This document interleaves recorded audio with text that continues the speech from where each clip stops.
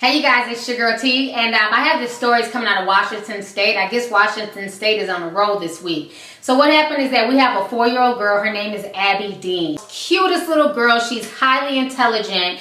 And this week her babysitter and her babysitter's boyfriend, they attempted to rob her house. And then when the parents came home, they lied and claimed that it was 2 black guys who did it and basically pointed towards the neighbor who was a black man. This whole situation is just a mess. If it wasn't for Abby speaking up and sticking up for this black man, he definitely would have been in jail. Go ahead and check out this story and I will come back with the rest of my comments. 1, 2, 3, 4. 4-year-old Abby is wise beyond her years. Wednesday was the worst day in my life. On Wednesday, she helped the Whatcom County Sheriff's Office crack a case that would make the Babysitters Club proud. They told us to get out of the house because they wanted to steal stuff. Investigators say Abby's 17-year-old babysitter orchestrated a false home invasion along with her 16-year-old boyfriend and another male suspect. I think about that was really her being bad.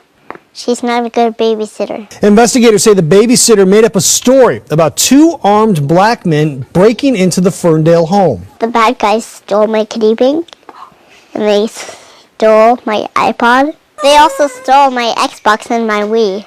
The babysitter told investigators one of the suspects looked like the neighbor next door. Right over here by this tree, and Sniper is there. Neighbor Cody Oaks says police handcuffed him and questioned him for several hours because he fit the description. But little Abby knew better, and she told police. It wasn't the right skin color.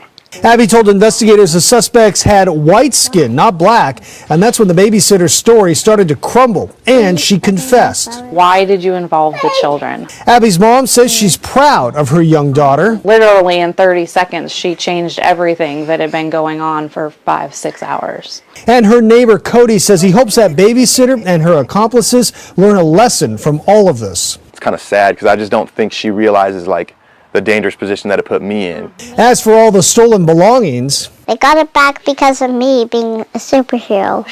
no word yet on whether Abby plans to go pro with her detective skills. But mostly, I would love to be a doctor. Okay, so you guys just watched the news clip, and Abby is so adorable. So I want to hug her. I want to give her a kiss, and I want her to be in like a Cheerios commercial. She's so cute. I think my favorite part was when she was like, I think about it.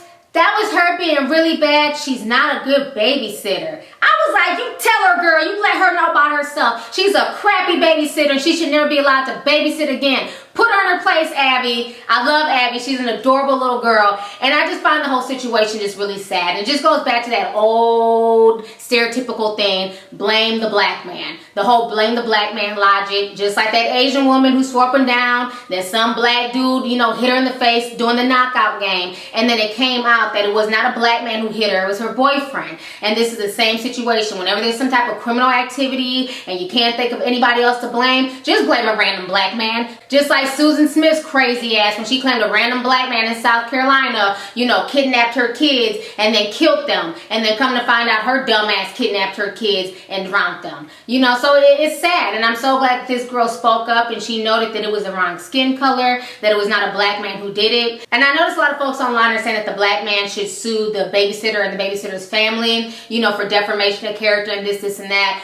Hold your horses, people. That makes absolutely no sense. To the point that this bitch is sitting here having to steal from her employer, stealing electronics and everything else, it's apparent that she doesn't have a lot of money. If she had money, if her family had money, she wouldn't be babysitting. Most people who come from money, they're not babysitters, okay? So even if he was to sue this trailer trash babysitter and her family, he wouldn't get a dime. I say lock this broad up and let her sit in jail. Because not only could she have basically potentially ruined this man's life, by giving him a criminal record, he could have been locked up, he could have been away from his family, his kids, he could have got a felony on his record, anything could have happened to this man based off of a lie. So I feel like this babysitter and her accomplices, they all need to do some time. Screw the money, screw the, I'm gonna sue her. He's not gonna get nothing from her. He needs to file criminal charges on her for lying and trying to pin her and her boyfriend's burglary on him. I just find the whole situation just despicable. The only thing good from this situation is that little Abby Dean was honest and she stuck up for her neighbor because she knew her neighbor did the right thing and wasn't doing anything to harm her or her family, and that it was her evil, ratchet ass babysitter. We need more 4-year-olds out here like you. I hope they give her some type of Cheerios commercial or Juicy Juice commercial. As smart and articulate as she is at 4, I can definitely see her being in a movie sometime soon. So anyways, go ahead and leave a comment. Leave your thoughts on this entire disturbing story. How do you feel about Abby, you know, being brave enough to put her babysitter in her place and say that the babysitter lied? And then what do you think should be done to the babysitter? Do you feel like the man should sue, or do you feel like he should just file criminal charges on her? Let me know your thoughts. All right, deuces.